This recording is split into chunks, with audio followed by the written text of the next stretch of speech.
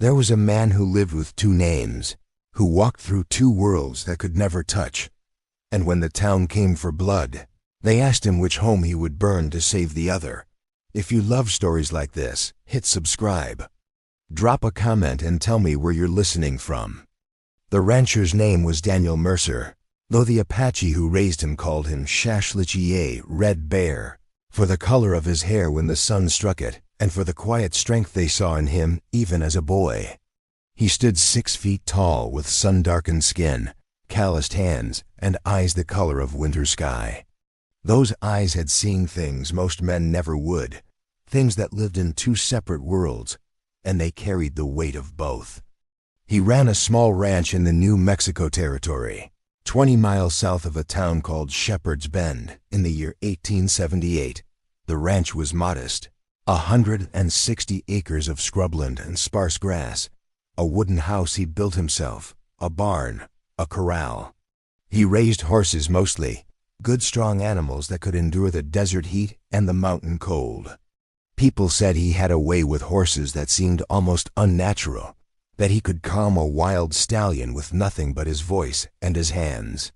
They didn't know that he'd learned it from the Apache, from long days watching them work with animals, from nights listening to the old men talk about respect and patience, and understanding the spirit of a thing before you tried to break it.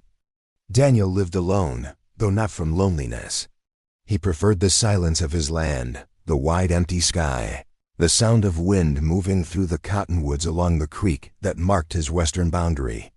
Once a week he rode into Shepherd's Bend for supplies, and people there knew him as a quiet man, polite but distant, someone who kept to himself and paid his bills on time. They respected him for his work and his honesty, but they didn't know him. They didn't know that when he left town and rode south into the hills, he sometimes kept riding until he reached the high country, where the Apache still moved in small bands, where he was welcomed without question, where he sat around fires and spoke a language the townspeople would have feared to hear. His story began 30 years before, when a wagon train pushed west through Apache territory, foolish and stubborn, ignoring warnings from those who knew better. Cholera took his mother first, then fever took his father. Daniel was 4 years old, small and frail, red-haired and terrified, when the wagon master left him with a family who promised to care for him. That family lasted 2 more weeks before Comanche raiders hit them at dawn.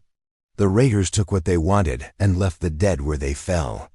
Daniel hid in a water barrel, breathing through a crack in the wood, listening to screams and gunfire until silence returned.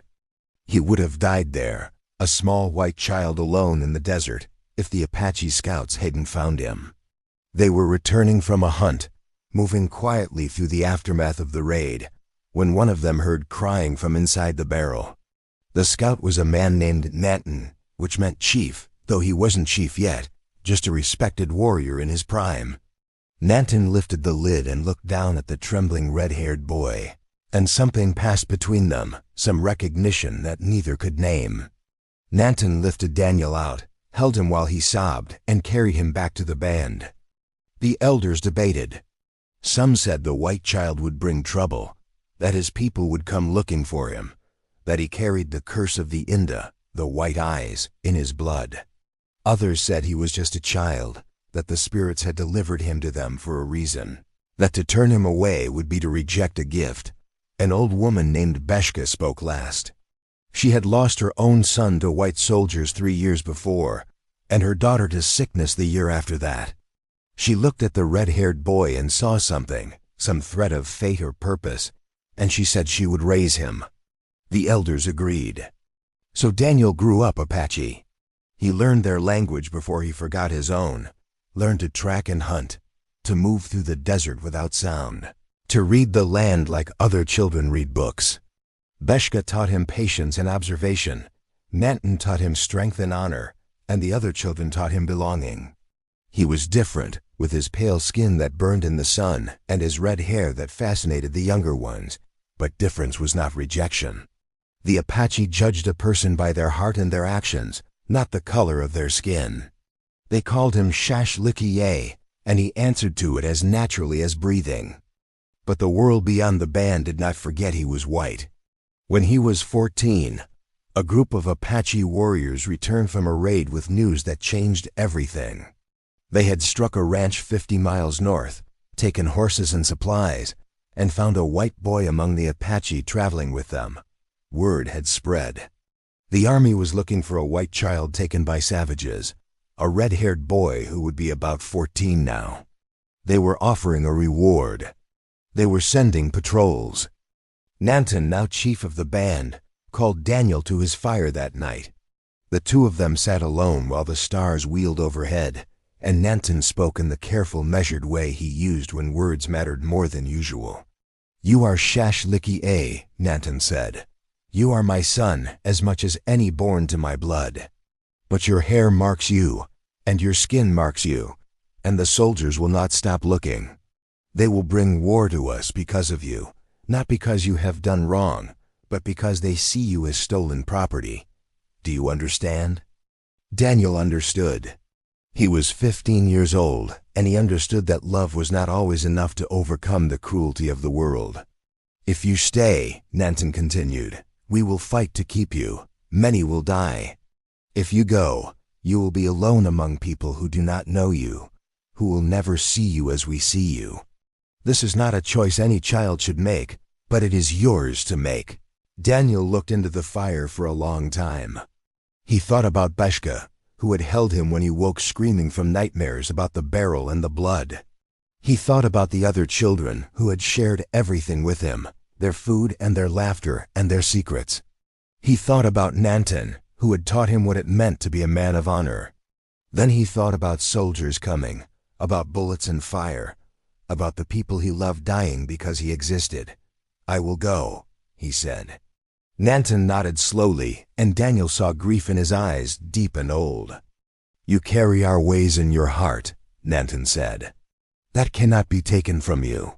You will walk in the white world, but you will always be Shashlicky-A. We will always be your people." They held a ceremony for him, a ceremony of departure that was also a ceremony of eternal belonging. Beshka wept and held him and gave him a small medicine pouch that he wore around his neck from that day forward. The warriors gave him a horse and supplies. The children gave him small tokens, carved stones and braided leather, things to remember them by. And then, at dawn, Daniel rode north into the white world, 15 years old and more alone than he had ever been. He made his way carefully, avoiding towns at first, working as a ranch hand for men who asked few questions. He was strong and capable, and the frontier needed workers more than it needed explanations. He learned English again, though it came back slowly, fractured and strange in his mouth. He learned the customs of white society, the rigid rules about property and money and status that seemed foolish compared to Apache ways. He saved his wages, bought land, and built his ranch in a place where he could see the mountains to the south, the mountains where his true family still lived. For 15 years he moved between worlds.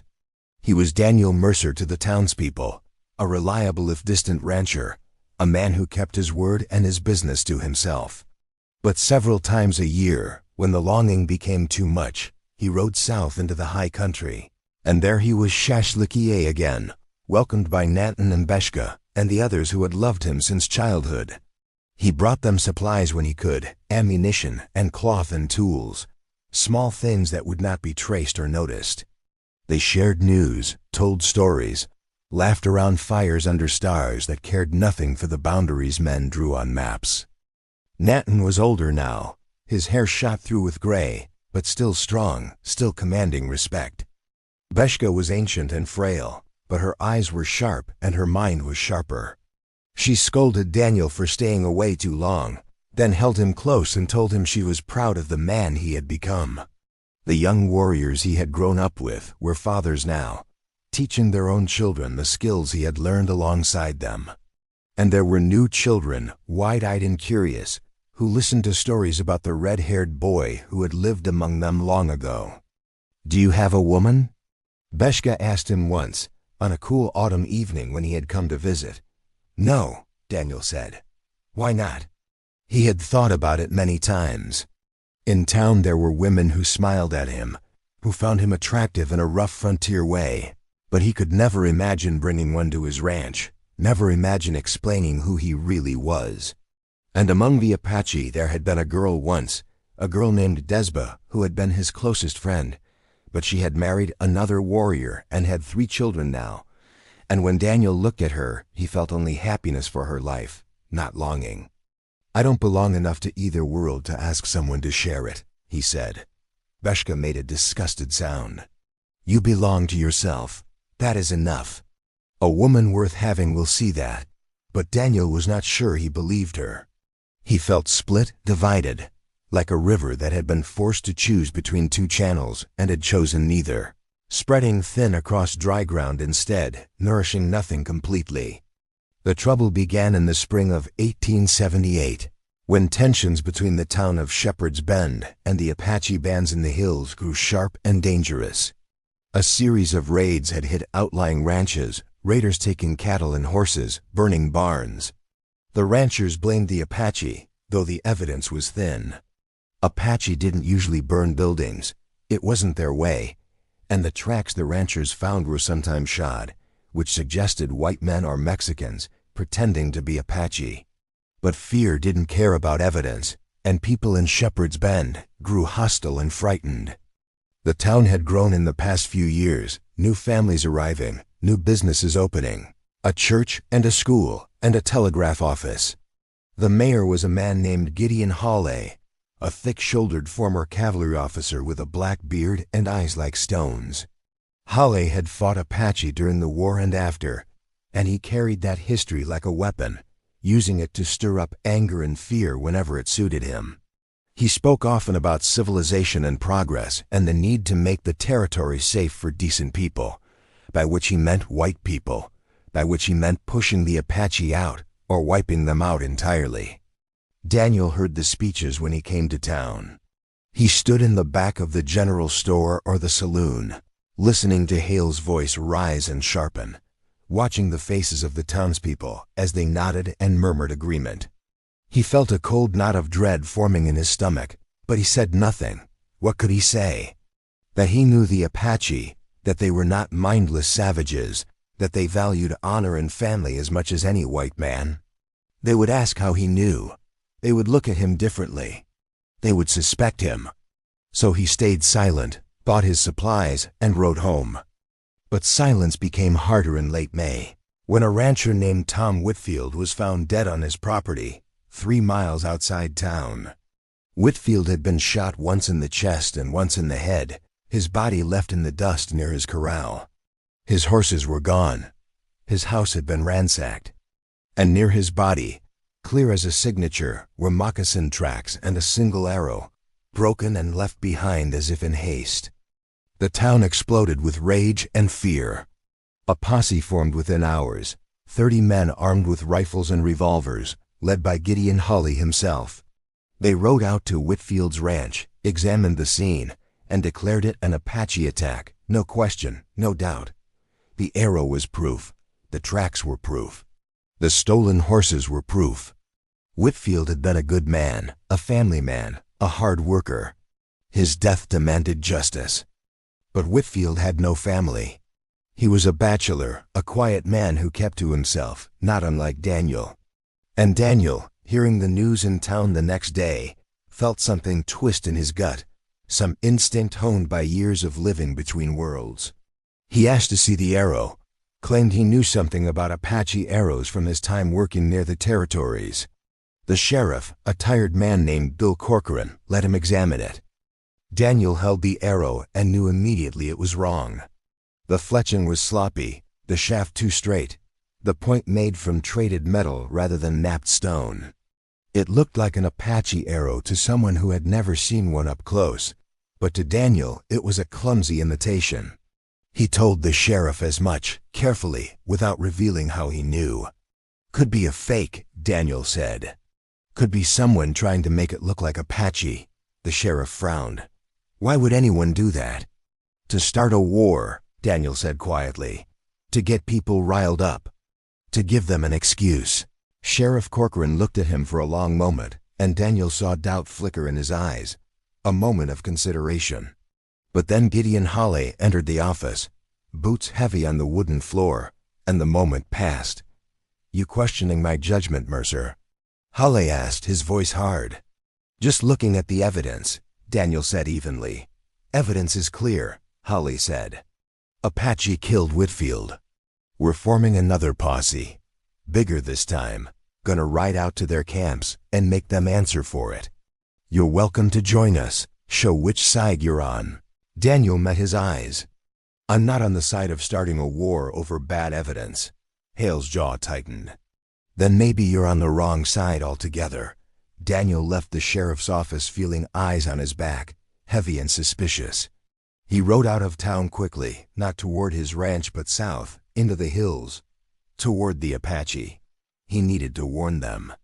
He needed to tell Nanton that trouble was coming, that the townspeople were looking for blood, that even if his people had done nothing wrong, they were in danger. He rode hard, pushing his horse up rocky trails and through narrow canyons, following paths he had memorized long ago. By evening he reached the hidden valley where Nanton's band had camped for the past 2 seasons, a place with water and grass and good sightlines for defense. The Apache sentries saw him coming from a mile away, recognized him, and let him pass. Nanton met him at the edge of the camp, and they embraced briefly, the way brothers do. Nanton was in his 50s now, his face lined and weathered, but his bearing was still that of a chief, calm and strong and deeply intelligent. "Shash Lichie," Nanton said. "You come with worry on your face." "A white man has been killed," Daniel said. "They blame your people. A posse is forming. They will come for you." Nanton's expression did not change, but Daniel saw his eyes darken. "We have killed no one. We have raided no ranches. We have kept the peace." "I know," Daniel said. "But they found an arrow, moccasin tracks. Someone made it look like your work." Nanton was silent for a moment, thinking. Around them the camp continued its evening rhythms, women preparing food, children playing, warriors checking weapons and gear. Life, ordinary and precious. "Who would do this?" Nanton asked. "I don't know yet," Daniel said. "But I'll find out. You need to move the camp. Go deeper into the mountains. Stay away from the town and the ranches. Don't give them any excuse." Nanton nodded slowly. "We will move tonight. But Shashlichie, if they come anyway, we will defend ourselves. We will not run forever." "I know," Daniel said. "Just give me time to find the truth." He stayed long enough to eat and to see Beshka, who was so old now she rarely left her shelter. She held his hands in hers, thin and fragile as bird bones, and looked at him with eyes that had seen 70 winters. "You walk a hard path," she said softly. "Yes," he said, "but you walk it with honor. That is all we ever asked of you." He rode back through the night, arriving at his ranch near dawn. He was exhausted, body and mind, but he could not rest. He needed to understand what was happening, who had killed Tom Whitfield and why. He needed evidence that the town would believe, something strong enough to stop the violence before it started. Over the next 3 days, Daniel rode to Whitfield's ranch and examined everything the posse had missed or ignored. He studied the ground carefully, reading tracks the way Nanton had taught him, looking for details. The moccasin prints were clear, but too uniform, the stride too long, the weight distribution wrong. Whoever had made them was wearing moccasins, but walking like a white man, heavy on the heels, not distributing weight across the whole foot the way Apache did. He found horse tracks nearby, shod horses, 3 of them, coming from the direction of town and returning the same way. He followed the tracks as far as he could, losing them on hard ground near the main road. But he had learned enough. This was not an Apache raid. This was a murder made to look like one. The question was why. Tom Whitfield's property was valuable, a good water source, good grazing. He had refused to sell it several times, Daniel remembered hearing. There had been talk that Gideon Hawley wanted to buy it, to expand his own holdings, but Whitfield had refused. Hawley owned most of the land around Shepherd's Bend, controlled the bank and the freight company, and had ambitions to own even more. He was a man who did not accept refusal easily. Daniel felt the pieces beginning to fit together, but he had no proof, nothing concrete. Just suspicions and tracks that told a story the town did not want to hear. He needed more. He needed someone to talk, someone who had been there, someone whose conscience was weaker than their fear. He found that person in a hired hand named Roy Stenson, a drifter who worked odd jobs around town and drank too much. Daniel found him in the saloon 3 days after Whitfield's death, already half drunk at midday, staring into a whiskey glass with the haunted look of a man carrying weight he could not bear. Daniel sat down across from him. "You look like hell, Roy." Roy glanced up, blinked. "Go away, Mercer.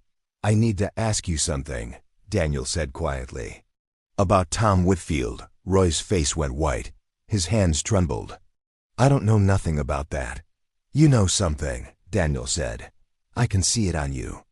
It's eating you alive." Roy looked around the saloon, nervous, then leaned forward. "I can't talk here." "Then let's go somewhere you can." They walked to the edge of town, to a dry creek bed where they could talk without being overheard. Roy was shaking, sick with fear and guilt, and when Daniel pressed him gently but firmly, he broke. "It was Halle," Roy said, his voice barely above a whisper. "Halle and 2 of his men. I was there. I held the horses. I didn't know what they were going to do. I swear I didn't know." "What did they do?" "Halle shot Whitfield, twice. Said he was tired of asking nice. Then they took his horses, made it look like a raid. Halle had an arrow, a fake one, and moccasins. He wore the moccasins and walked around, made tracks. Then he took them off and told me if I said anything, he'd kill me the same way he killed Whitfield." Daniel felt cold fury settle in his chest, but he kept his voice steady. "Will you testify to that?" Roy laughed, a broken, desperate sound. "Testify? Against Gideon Halle? He owns this town. The sheriff, the mayor, half the businesses. Nobody will believe me. They'll hang me for lying." "I'll make them believe you," Daniel said. But Roy was already shaking his head, standing up, backing away. No, I told you because you're a decent man and maybe you can do something with it. But I ain't testifying. I'm leaving town tonight." "You should too, if you're smart." He walked away quickly, and Daniel let him go. He had the truth now. But Roy was right about one thing. The town would not want to believe it. They wanted to believe the Apache were guilty. It gave them permission for their anger, their fear, their desire to take land and push the native people out. The truth was inconvenient. The truth made them complicit. But Daniel would tell it anyway. He would stand in front of the town and tell them what Gideon Halle had done, and he would make them listen. The posse rode out 2 days later, 60 men this time, armed and angry, led by Gideon Halle. They were going to the Apache camps to demand justice, to demand the warriors responsible for Whitfield's death be handed over, and if the Apache refused, they would take justice by force. Daniel heard about it an hour before they left, and he rode into town as fast as his horse could carry him. He found them gathered in the street, mounted and ready, faces hard with righteous anger. He rode straight into the middle of them, turned his horse to face Gideon Hall, and raised his voice loud enough for everyone to hear. "You're riding out to punish innocent people for a crime they didn't commit." The crowd went silent. Halle stared at him, his face unreadable. "The Apache didn't kill Tom Whitfield," Daniel continued. "Gideon Halle did. He murdered Whitfield because Whitfield wouldn't sell his land. Then he made it look like an Apache raid so he could take the land and start a war at the same time." The silence stretched, thick and dangerous. Then Halle laughed, a cold, sharp sound. "That's a hell of an accusation, Mercer." "You got any proof?" "I've got a witness," Daniel said. Roy Stenson was there. He saw everything. "Roy Stenson's a drunk and a liar," Halle said. "And he left town yesterday, probably headed to Mexico by now. Convenient, isn't it? You making wild accusations and your so-called witness is nowhere to be found." Murmurs ran through the crowd. Uncertain, suspicious. Daniel felt the moments slipping away from him. "The evidence is wrong," he said, urgency sharpening his voice. The arrow's a fake. The tracks are wrong. If you ride out to those camps, you'll be starting a war based on a lie. Or maybe you're lying, Halle said, his voice turning hard. Maybe you've been living out here so long, so close to the savages that you've forgotten which side you're on. Maybe you've got Apache friends you're trying to protect. The words hung in the air like an accusation and a threat. Daniel felt 60 pairs of eyes on him, judging, questioning. He thought about denying it, about inventing some other reason for his certainty. But the lie would not come. He was tired of lying. He was tired of hiding. I was raised by the Apache, he said clearly. From the time I was 4 years old until I was 15, they found me after my family died. They saved my life. They raised me with honor and kindness. I know them. I know their ways. And I know they didn't do this. The silence that followed was absolute. Daniel saw shock on some faces, disgust on others, understanding on very few. He saw the town's image of him shatter and reform into something dangerous, something suspect. Gideon Halle smiled. "Well," he said softly, "that explains a lot, doesn't it?" "It doesn't change the truth," Daniel said. "Halle killed Whitfield. You're about to murder innocent people because one man wants their land. Or," Halle said, raising his voice to address the crowd, "we're about to deliver justice with the help of a man who's been living among us under false pretenses, who's been consorting with the enemy, who's probably been helping them plan their raids all along. How do we know you didn't kill Whitfield yourself, Mercer? How do we know this isn't all some Apache plot?" The crowd shifted, angry now, turning their suspicion and fear toward Daniel. Hands moved toward gun belts. Horses stepped nervously. Sheriff Corcoran pushed his horse forward, placing himself between Daniel and the mob. "Now hold on," he said. "Let's not do anything hasty. Mercer's never given us cause to doubt him before. He's been lying to us for 15 years, someone shouted. "He's Apache-loving scum," another voice called. Daniel's hand moved instinctively toward his gun, but he stopped himself. Drawing a weapon now would be suicide. Instead, he looked at the faces around him, at people he had traded with, worked beside, lived among for years, and saw them seeing him for the first time as other, as enemy, as threat. "I'm not your enemy," he said quietly, "but Gideon Halle is. He's using you. He's using your fear to get what he wants. If you ride out to those camps, you'll start a war that will cost dozens of lives, maybe hundreds. And it will all be based on a murder he committed." "Enough," Halle said. "Sheriff, arrest this man. Charge him with obstruction, with conspiracy, with whatever you need to. Lock him up. We've got work to do." Sheriff Corcoran hesitated, his face troubled. Daniel saw the man's internal struggle, saw him weighing duty against doubt, law against conscience. Then Corcoran sighed. "Come on, Mercer," he said quietly. "Let's go to the jail. We'll sort this out." "There's nothing to sort out," Halle said. "We're riding now." The posse moved, flowing around Daniel and the sheriff like water around stones. 60 men, armed and angry, riding south toward the mountains, toward Nanton's people.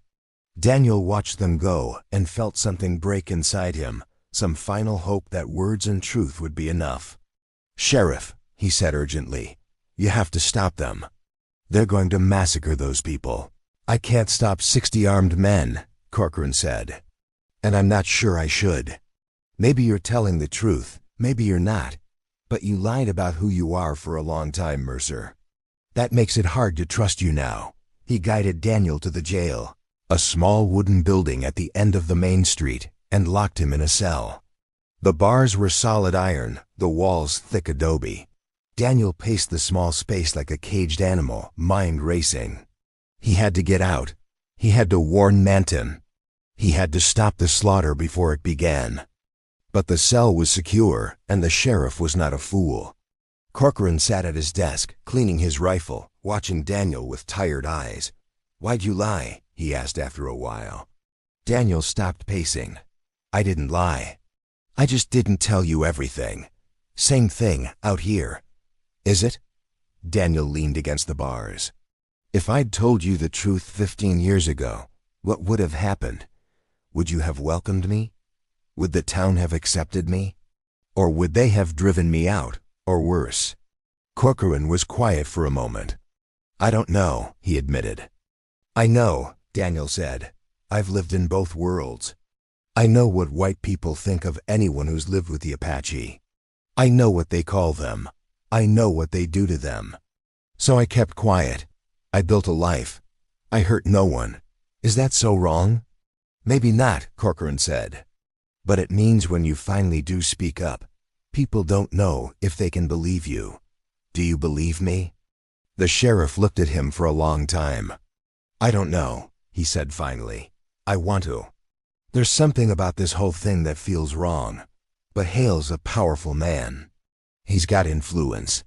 And you're just one person with a story that makes you look like a traitor. Daniel closed his eyes. He thought about Nanton and Beshka and all the others. He thought about the children playing in the camp, the women weaving baskets, the old men telling stories.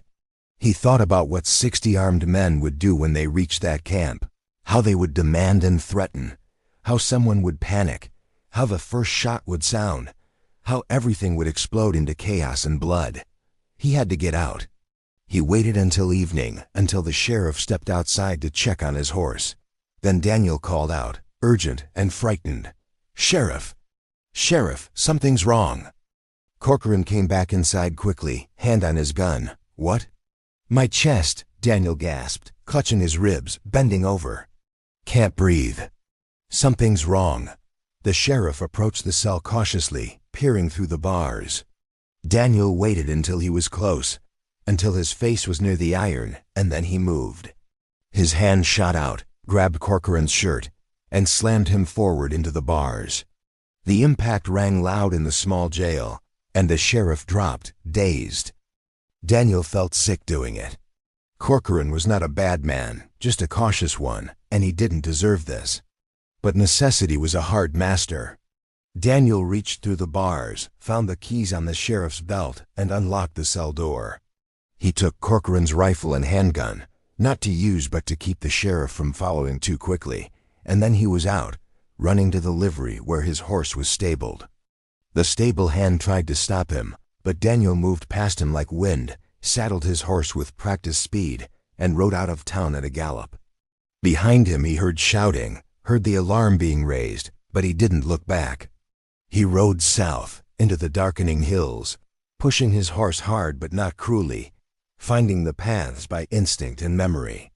He reached the hidden valley after midnight. The camp was gone. Nanton had listened to his warning and moved the people deeper into the mountains, to a place even harder to find. But there were signs, marks only someone who knew Apache ways would recognize, and Daniel followed them. He climbed higher, into colder air, into forests of pine and aspen, and near dawn he found them. The new camp was in a narrow canyon with only one entrance, easily defended. Sentries challenged him immediately, and he gave the proper responses, words he had learned as a boy. They let him pass, and he rode into the camp to find Nanton waiting. Shashlikiye, Nanton said. You come at a dangerous hour. They're coming, Daniel said, dismounting. 60 men. Maybe more. They're looking for blood. We are ready, Nanton said calmly. Daniel looked around the camp and saw that it was true. The warriors were armed and positioned. The women and children were deeper in the canyon behind natural barriers, and the whole place had the feeling of a fortress. But it was still a fortress that could be breached, and 60 guns against 30 warriors was a battle that could only end one way. You can't fight them, Daniel said. There are too many. Then we will die with honor, Nanton said simply. No. Daniel grabbed his shoulders. Listen to me. I can stop this. I can prove Hawley killed Whitfield. But I need time. I need you to not fight. I need you to let me talk to them. Nanton studied his face.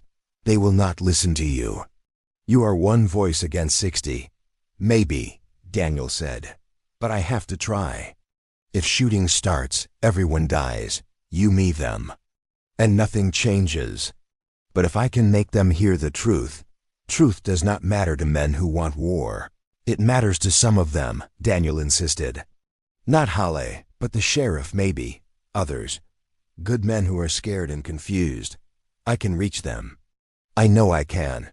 Nanton was silent for a long moment. Around them the camp waited, tense and quiet. Finally he spoke. You ask us to trust in words when they come with guns. I ask you to trust in me, Daniel said. I'm asking you to trust that the boy you raised learned something worth knowing. Trust that I can bridge these worlds one more time. Something shifted in Nanton's expression, some deep emotion moving behind his eyes. He placed his hand on Daniel's shoulder. Very well, Shashlichier, we will trust you. We will not fire first. But if they attack, we will defend ourselves, and you will fight beside us or you will leave. Those are the only choices. I understand, Daniel said. He spent the next hours preparing. He positioned himself at the canyon entrance where he could see the posse coming and where they could see him. He had no weapon except a knife at his belt. He wanted to be clearly unarmed, clearly non-threatening. Behind him, deeper in the canyon, the Apache warriors waited in positions of cover, invisible but present. The posse arrived at noon, horses sweating, men grim-faced. Gideon Halle rode at the front, and when he saw Daniel standing alone in the canyon mouth, he smiled without humor. Well, well, Halle called out, the traitor returns. You break out of jail just to die here with your Apache friends. I'm here to stop you from making a terrible mistake, Daniel said, loud enough for everyone to hear. Only mistake is you thinking you can stop us. Halle gestured to the canyon. The Apache in there murdered Tom Whitfield. We're here for justice. They didn't murder anyone, Daniel said. You did, Halle. You shot Whitfield because he wouldn't sell his land. Then you staged the scene to look like an Apache raid. I've got evidence. I've got tracks that prove it. And Roy Stenson told me everything before he ran. Hale's smile didn't waver. Roy Stenson is a coward and a drunk. And you're a liar who's been living among savages so long you think like one. You've got no evidence anyone will believe. Now step aside. No, the word hung in the air.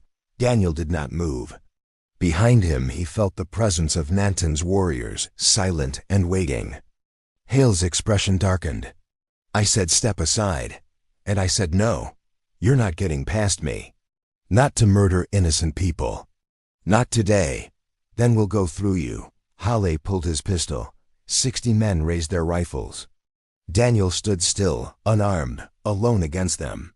He saw death in their eyes, saw the inevitability of violence, and then he saw something else. Movement in the crowd.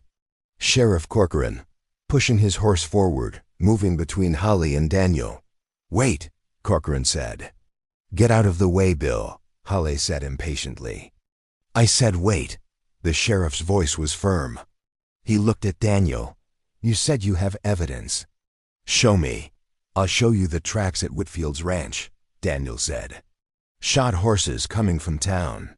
Moccasin prints that are wrong, made by someone who doesn't know how Apache walk. An arrow that's clumsily made, not authentic. It's all there if you look. We looked, Halle said. We saw Apache sign. You saw what you wanted to see, Daniel said. Because you wanted an excuse to take this land. You wanted a war so you could drive the Apache out and claim everything they have. You killed Whitfield to start it. That's a damned lie. Hale's face was red with anger. I'm a respected member of this community.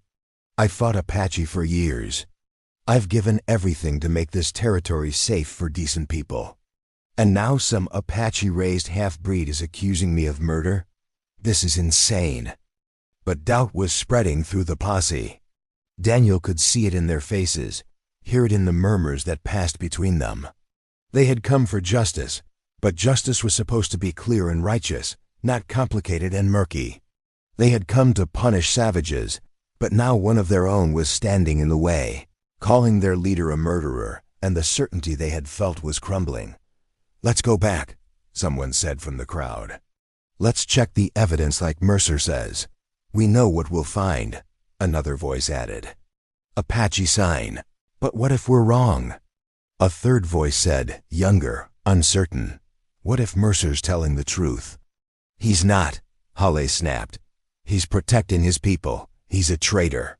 And if we don't deal with the Apache now, they'll raid again, kill again. How many of your neighbors have to die before you act? The crowd wavered, caught between fear and doubt. Daniel could feel the moment balanced on a knife's edge. One wrong word, one sudden movement, and the shooting would start. Then Nanton stepped out from cover, walking slowly down the canyon to stand beside Daniel. He was unarmed, his hands open and visible, his bearing calm and dignified. The posse tensed, guns swinging toward him, but he did not stop. He came to stand next to Daniel, two men between worlds, facing 60 guns together. I am Nanton, he said in clear English, learned from traders and missionaries. I am chief of this band. We did not kill the white man. We have kept the peace. We have harmed no one. If you attack us, we will defend ourselves, and many will die, yours and ours. But it will be for nothing. It will be because one man lied. He looked directly at Gideon Halle. You speak of honor and justice, but you know the truth. You know what you did. And you know that if these men discover it, you will hang. Hale's hand tightened on his pistol. Shut up, savage. Prove him wrong, Sheriff Corcoran said suddenly. Gideon, if you're innocent, you've got nothing to hide. Let's ride back to Whitfield's ranch, examine the evidence again, do this right. If Mercer's lying, we'll know. If he's telling the truth, he's not telling the truth. Hale's voice rose, sharp with desperation. And I don't have to prove a damned thing to anyone. We came here to get justice for Tom Whitfield, and that's what we're doing. Now everyone who wants to be part of that, follow me. He spurred his horse forward, directly toward Daniel and Nanton. The rest of the posse hesitated, caught between following their leader and following their doubts. Daniel didn't move. He stood his ground as Hale's horse bore down on him, trusting that someone, somehow would stop this. And at the last moment, Sheriff Corcoran fired a shot into the air. The crack of the gunshot froze everyone. Halle pulled up his horse. The posse went still. Nanton's warriors, hidden in the rocks, held their fire. Nobody moves, Corcoran said, his voice carrying authority now. Gideon, you're going back with me. We're investigating this properly. I should have done that from the start, and I'm sorry I didn't, but I'm doing it now. You don't give me orders, Bill, Halle said coldly. I'm the sheriff. This is my jurisdiction, and I'm taking you in for questioning. On what charge? Suspicion of murder. Suspicion of fraud. Suspicion of starting a war under false pretenses. Take your pick. Halle looked around at the posse, at the faces watching him, and for the first time Daniel saw uncertainty in his eyes. He had counted on these men following him without question, on fear and prejudice being stronger than justice. But Corcoran's intervention had cracked that certainty, and the moment was slipping away from him. You're all going to regret this, Halle said quietly. Then he holstered his gun and turned his horse. Fine, let's go look at your evidence. But when we prove these accusations are lies, I want Mercer arrested, and I want the Apache driven out. This territory doesn't have room for both of us. The posse turned and rode back the way they had come, tension gradually easing but not disappearing. Daniel and Nanton stood side by side, watching them go, and when the last rider disappeared from view, Daniel let out a breath he felt like he'd been holding for hours. You took a risk, Nanton said quietly. So did you, Daniel replied. The risk was necessary. Your people needed to see mine as human, not as targets. They needed to see that we are not afraid, but we are not eager for war. He paused. Did it work? I don't know yet, Daniel said honestly. But it was the only chance we had. They returned to the camp together. Beshka was waiting, ancient and knowing, and when she saw Daniel she smiled. The spirits guided you well, Shashlikieh. You spoke the truth when lies were easier. That is the mark of a man raised right. Daniel knelt beside her. They might come back. This might not be over. Nothing is ever over, she said. The world turns, conflicts rise and fade, and we do the best we can with the time we are given. You have done well. Be proud." He stayed with the Apache for the rest of the day and through the night, talking with Nanton, sharing food with the warriors, playing with the children who remembered the stories about him. It felt like coming home, like shedding a skin he had worn too long and returning to something essential and true. But he knew he could not stay. The white world was still his world too, and he had to see this through. At dawn he rode back to Shepherd's Bend. He expected to be arrested immediately, but instead he found the town in turmoil. Sheriff Corcoran had taken Gideon Holly into custody after a thorough examination of Whitfield's ranch revealed everything Daniel had said. The tracks were wrong, the evidence was staged, and when pressed, one of Hale's own men cracked under questioning and admitted his role in the murder. Holly was in jail awaiting trial, his empire crumbling, his influence shattered. The town was divided. Some people were ashamed, realizing how close they had come to murdering innocent people based on lies. Others were angry, feeling betrayed and manipulated by a man they had trusted. Still others were simply confused, their worldview shaken by the revelation that the enemy they had feared was innocent and the man they had followed was guilty.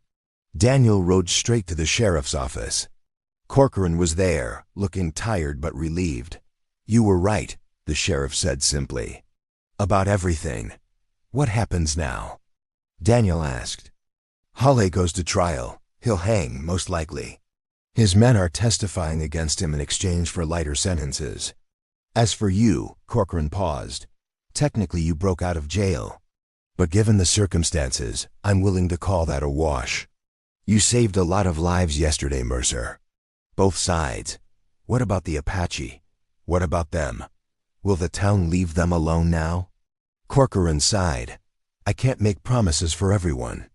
But I'll put the word out that they're not our enemy, that they kept the peace when they could have fought. That should count for something." "It should," Daniel said. "But will it?" The sheriff had no answer for that, and Daniel didn't press. He left the office and walked through town, feeling eyes on him everywhere he went. People whispered. Some nodded to him, tentative and respectful. Others turned away, unable to reconcile the man they had known with the truth they had learned. He understood. He had spent 15 years hiding who he was, and now that truth was exposed, people didn't know what to do with it. He bought supplies and rode back to his ranch. The land was the same, the sky was the same, but something in him had changed. He had been holding his breath for 15 years, trying to fit into a shape that was never quite right, and now that truth was out, he felt both exposed and free. Days passed, a week. The trial came and went quickly. Gideon Holly was found guilty of murder and hanged. His properties were seized and sold. Whitfield's ranch went to distant relatives. The town settled into an uneasy peace, still processing what had happened, still learning to look at the Apache not as faceless enemies, but as neighbors who had chosen restraint over revenge. Daniel continued his routine, ranching and trading, living his life. But now when he went to town, some people spoke to him differently. A woman whose husband had been in the posse thanked him for stopping the violence. A young man asked him questions about the Apache, genuine curious questions, not hostile ones. The changes were small, tentative, but they were real. And once a month he rode south into the mountains, and he sat with Nanton and Beshka and his Apache family, and he belonged there too, without hiding, without shame. One evening, sitting around a fire with Nanton, the old chief spoke. "You could stay," he said. "You could come back to us fully, live here. The whites would not accept you now anyway." Daniel considered it. Part of him wanted to. But another part, equally strong, resisted. "I don't think I can," he said slowly. "I'm not fully Apache, no matter how much I want to be. I was born white, raised Apache, and lived 15 years trying to be something in between. I think that's who I am now. Someone in between. Someone who can speak to both sides." Nanton nodded, unsurprised. "That is a hard path, lonely." "Yes," Daniel admitted, "but it's mine. And maybe it's necessary." Maybe the world needs people who belong to more than one place, who can see from more than one side. Maybe, Nanton said. But remember, Shashliki Hey, you are always welcome here. This is your home as much as any place can be. I know, Daniel said. And he did. Spring turned to summer, summer to fall. The territory remained tense but peaceful. Raids happened sometimes, conflicts flared, but nothing like the war that had almost begun. Daniel heard that other towns were starting to question their assumptions about the Apache, that some were even attempting treaties and trade agreements instead of violence. It was slow, imperfect, often failing, but it was change. On a cool October evening, Daniel sat on his porch watching the sun set over the mountains. He thought about the path his life had taken, about the boy in the barrel, about Beshka lifting him out of darkness, about Nanton teaching him honor, about the town that had almost destroyed him and that he had saved anyway. He thought about Tom Whitfield, who had died for no reason except another man's greed, and about the war that had been prevented, and about all the small moments of choice that had led to this one. He was 34 years old. He had 2 names, 2 families, 2 worlds that should have been incompatible, but somehow in him coexisted. He was not peaceful, not always. He carried scars and doubts and the weight of secrets revealed. But he was honest now, completely and truly, and that was worth something. A rider appeared on the horizon, coming from town. Daniel watched as the figure resolved into Sheriff Corcoran. The sheriff dismounted, tied his horse, and climbed the porch steps. "Evening, Mercer." "Sheriff." They sat in companionable silence for a moment, watching the light fade. "Town council wants to know if you'd be interested in a job," Corcoran said finally. "What kind of job?" "Liaison. Between the town and the Apache bands. Someone to help negotiate, to prevent misunderstandings, to keep the peace. Paid position. Official." Daniel was quiet for a long moment. People would accept that? Some would. Some wouldn't. But after what happened with Hale, after seeing how close we came to disaster, enough people think it's necessary. "I think it's necessary." Corcoran looked at him. "You're the only person I know who can do it. You speak both languages. You understand both sides. You proved you'll stand up for what's right, even when it costs you everything. It would be a hard job. Yes, not everyone would like it. No, I'd make enemies. Probably." Corcoran smiled slightly. "But you'd also save lives, build bridges. Maybe make the territory a little less bloody, a little more just." "Seems worth it to me." Daniel thought about it. Thought about the loneliness of the path he had been walking, and about the purpose it might serve. Thought about the boy he had been, lost and terrified, and the man he had become, shaped by 2 worlds that most people thought could never touch. "I'll do it," he said. "Good." Corcoran stood, extended his hand. They shook, firm and brief. Then the sheriff mounted his horse and rode back toward town, leaving Daniel alone on his porch as darkness settled over the land. He sat there for a long time, looking at the stars that appeared one by one overhead, the same stars that shone on both the town and the Apache camps, the same stars that had watched his whole improbable journey. Somewhere out there Nanton was telling stories to children around a fire. Somewhere Beshka was sleeping in her shelter, ancient and wise.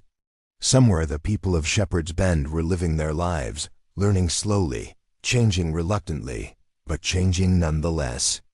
And here he sat, Daniel Mercer, Shashliki, a man with 2 names and 2 homes and one unshakable truth that he had learned the hardest way possible. Belonging was not about blood or skin. It was not about where you were born or who raised you. It was about choice and honor, and the courage to stand between worlds when standing was the only thing that mattered. He carried both worlds in his heart, would carry them until he died, and maybe that was exactly what the world needed. Not people who belonged completely to one side or another, but people brave enough to stand in between, to build bridges where others saw only chasms, to speak truth when lies were easier and safer. The desert wind rose, cool and steady, carrying the scent of sage and pine, and Daniel breathed it in. Let it fill him. this air that belonged to everyone and no one, this land that had seen so much blood and might yet see peace. He rose from his chair and walked inside, closing the door gently behind him, ready for whatever tomorrow would bring. Thanks for watching this story till the end. Comment below and tell me where you're watching from. And before you go, check out these other amazing Western stories waiting for you next. Subscribe, like, and I'll see you on the next ride.